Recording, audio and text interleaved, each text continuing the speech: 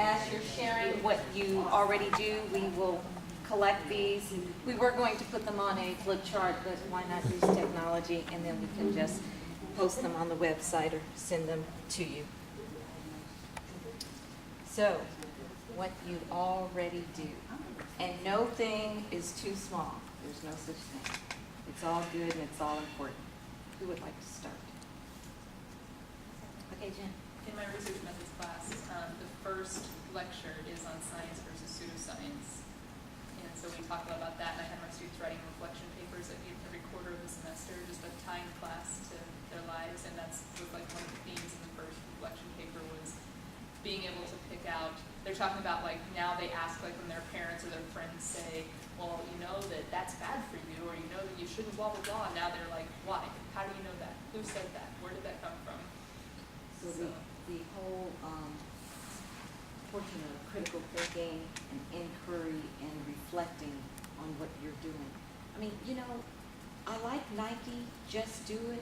I do, but I find that I am a process person. You know, it's like you have to sometimes step back and think about think about what it is that you're doing. So, wonderful. Other things? Yes. So I think one of the assignments that we're thinking about beefing up as far as information literacy is concerned, we have one assignment where patients do chart art. I mean, not patients, students do a chart art. And they look at, they take something like, prostate-specific antigen, and they look to see if they're, first of all, they have to determine the guidelines are. There's a whole lot of ambiguity and chatter in the literature about when you should and who should get it and how often and this kind of thing. So they have to go and look and decide on the guideline, support that guideline, say, this one is supported by the literature or that one, and then go in their office and look at the charts and see if they need any guidelines. Okay. And have a suggestion for why not. But to beef up something like that, I think would be. But what you're doing already has some very strong information literacy components because you want them to go and look at the literature. You're to inform their decision and to apply them to the guidelines. And you not only want them to get literature, you want them to really evaluate it to see, because like you said, there is a lot of noise. And so they've got to really use their evaluation and synthesis skills as they go along. Well, this is constantly changing from minute to minute almost, and that's really, I have a sense of urgency that, they have to be ready to go out there and constantly be learning, looking, and finding sources and evaluating. I just love nursing these things practice. Inspired by Monica, earlier this year they had a syllabus redesign workshop, and she presented a little bit on information literacy, and then there were links on the blackboard. And so I got inspired, and I was like, I could do an information literacy assignment with my abnormal psych class. And I figured it wouldn't be too hard. So I posted, I reviewed the links, and I posted several for the students to review. And then I posted a blackboard assignment with a series of questions about information literacy, just introducing them to the whole concept of it. And one of the first questions I asked them is, if you had to tell your mother what information literacy is, and imagine before you read all these links that you're answering this question, what would you have told her? And they were honest about that. They said, I don't have any clue. Or they would have said something about how to read information, that kind of thing. And then I asked them at the end, now what would you tell her now that you've done the assignment, or something like that. So that was kind of a good, and for each thing they read, I had them write about, what was a new thing you learned from looking at this one. I tried to make it progressive, where more information was. So that was good. And then their follow-up assignments are about finding popular media and then evaluating it critically, now that they know what information literacy is. So I'll be curious to see how those papers turn out. Sounds wonderful with and I think it was Ellen earlier when we were talking about the definition of information literacy, or Sam, I know it was someone up in this, about kind of bringing in your background knowledge. Yes, and so that's one of Angelo and Cross's classroom assessment techniques is what they call the background knowledge probe, because they don't come as empty vessels into your classroom, but they bring with them a whole set of knowledge and opinions and ideas. And so by your asking them up front about what they think that word means, then you can see what they have brought in, and then you have a built-in assessment afterwards, some formative assessment. And that was one thing that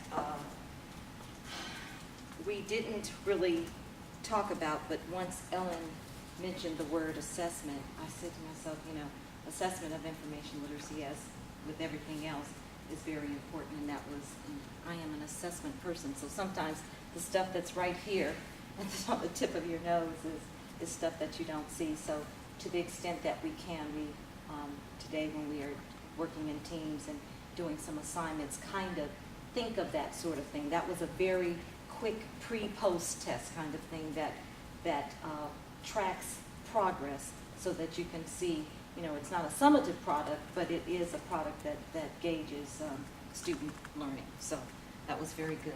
Any others, Tony? Yeah, mine's real old-fashioned, and I think it's information literacy. Let's see. In almost every upper division class, I teach paraphrase, summary, and annotation.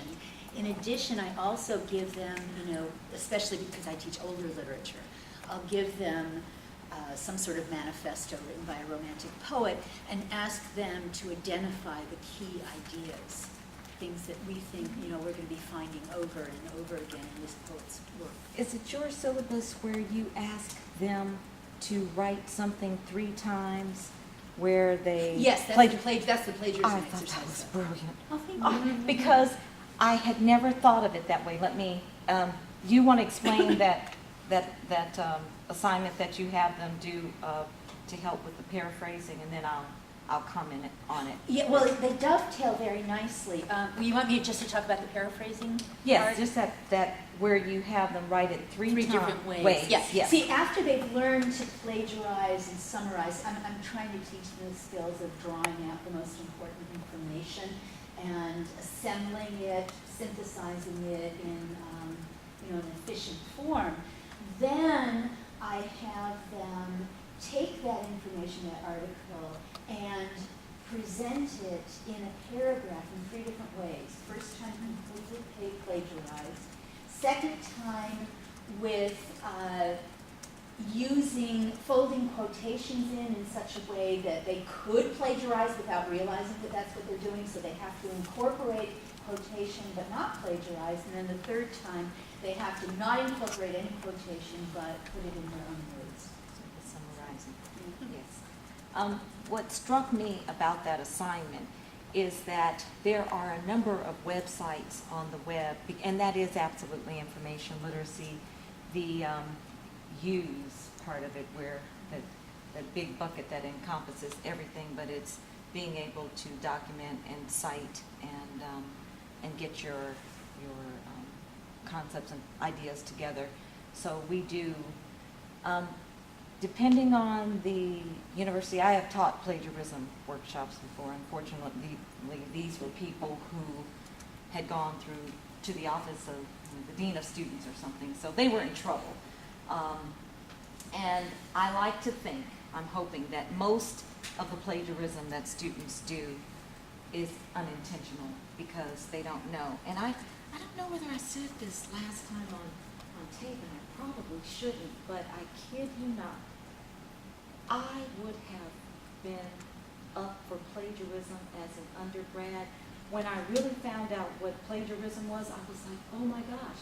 I thought that as long as you took the author's words and you changed them around a little bit, then that was paraphrasing. And now I look back on that and I'm like, oh my gosh, don't tell anybody, I don't want them to strip my undergraduate degree from me, but it's just, my ignorance was astounding to me, really what I thought. So now that, yes, Sandra and then Jen.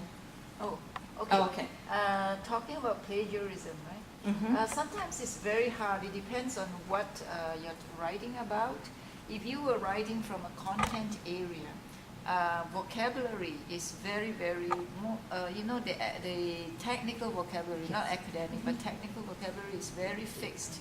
And sometimes you can't manipulate or maneuver a lot around that vocabulary. So what I tell my students is you cannot avoid those vocabulary words in that content area. What you can do is change the syntactic categories of those words if you can, and the syntax will automatically change. And that sort of helps you with, Summarizing and paraphrasing and getting away from lifting. Yes, Yeah. yes. So that's the only way, because you're working with within a very tight constraint of vocabulary in content areas. It's different in narrative or personal writing, in English, for example, in composition. But in academic areas, yeah, in academic areas, for example, in Link 111, for example, my students come from different disciplines, right? So they have to use vocabulary in their discipline. My writing assignments is very open. You can write on any topic you want, from your major, from your minor, I'm open to topics. So I don't insist on personal or narrative writing in Link 11, and that's the constraint that they have. Content vocabularies. Is it? Yeah. It's very, very And sometimes I presented a workshop in a TESOL conference, and the participants agreed that, that vocabulary is very fixed. You can't even change the syntactic category. So that's a problem when you talk about plagiarism. Right. I just want to finish one thing, because I think I'm right about this, but I may not be.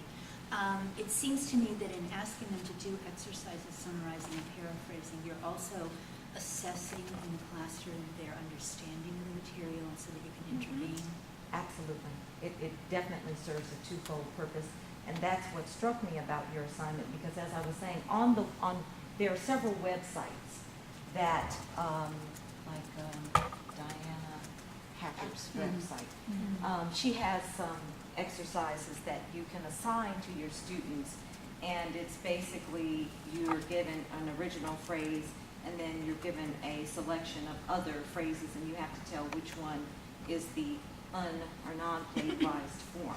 And so, that's good, but making them do it themselves, which is the hard piece, I think is really good, because and if they understand the material, they should be able to put it into their own words and summarize correctly. Jen? I was just going to say, we have two professors on campus that have put together a brilliant plagiarism workshop that I require my students to go to. To pass the class, they have to go. If they don't go, they automatically fail the class no matter how well they do. And from what the feedback I've gotten, the students are like, I know what plagiarism is, why do I have to go do this? Blah, blah. And then they come back and they're like, wow, I didn't realize how easy it was to plagiarize. I didn't know just switching the words around in a sentence didn't count as paraphrasing. Okay, so I wasn't the only one. Yeah. So it's a great plagiarism workshop on We campus. call it the Coleridge problem. Oh, But I think I like Tony's idea, they do the three things. First they plagiarize, that's and probably then they the easy incorporate a quotation, and then they really paraphrase, and then they can see the difference. Very, very nice. Other things that you're already doing? Activities, assignments, even, some things that you say in class that you really underscore in terms of assignments and that kind of thing.